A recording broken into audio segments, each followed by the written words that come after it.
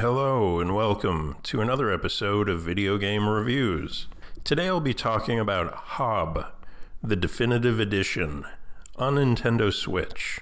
Now, I have kind of a love-hate relationship with this game. To be fair, as sort of a disclaimer, I'll mention one of my own biases, which is this.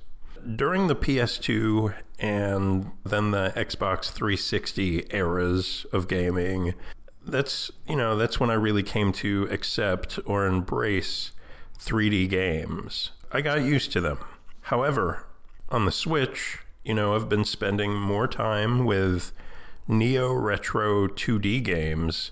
As a result, I've grown less tolerant of the quirks of 3D gaming, such as bad camera angles and oddball glitches, which I will showcase here later in the video. With 2D games, usually the worst that you can expect to happen is a bit of slowdown or sprite flicker, which honestly, I've never found to be all that disruptive to the gameplay. I can still tell what's happening on screen, and if you look at the classic NES Advantage controller, slow motion was actually considered a feature. So slowdown very rarely ever bothered me back in the day. But, so before I delve any further into the 3D jank in Hob, I'll talk about what it does well, and frankly very well, in my opinion. First of all, just look at it.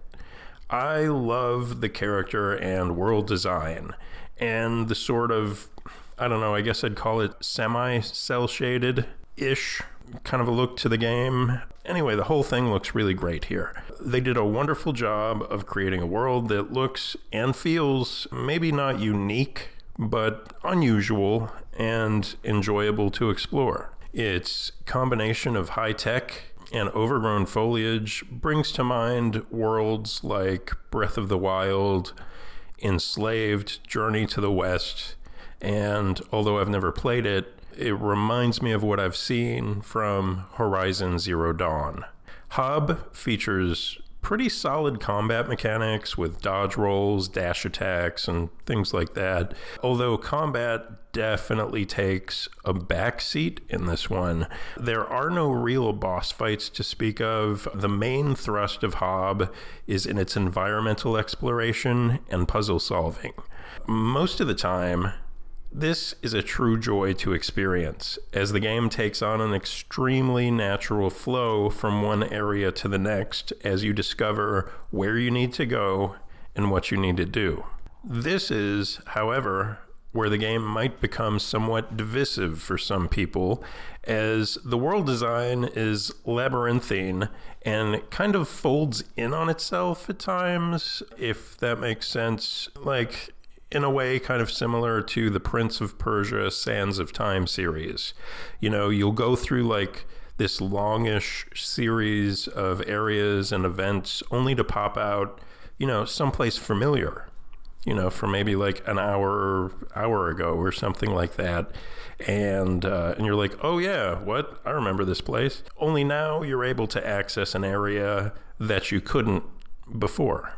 And so I think this can be a pretty clever sort of world design, but I recognize that it may not be so appealing for everybody. Some people may find that annoying. I think if well executed, it's extremely clever. Okay, so look, this is where Hob arguably takes a turn for the worse, in my opinion. At its best, Hob effectively leads the player on to where to go and what to do next, while making the player feel as though they discovered the answer, which to a certain extent, the player does discover the answer, but the developers really did a nice job of leading you there without making you feel like you were led, if that makes sense. Which, there's a lot to be said for that. That's a tremendous skill in design. Pulling that off successfully is extremely important in a case like Hob, where the entire game features 0 actual words, similar to something like Hyper Light Drifter in that respect. And I, generally speaking, do not prefer that approach. as it is, in my opinion, rarely pulled off well.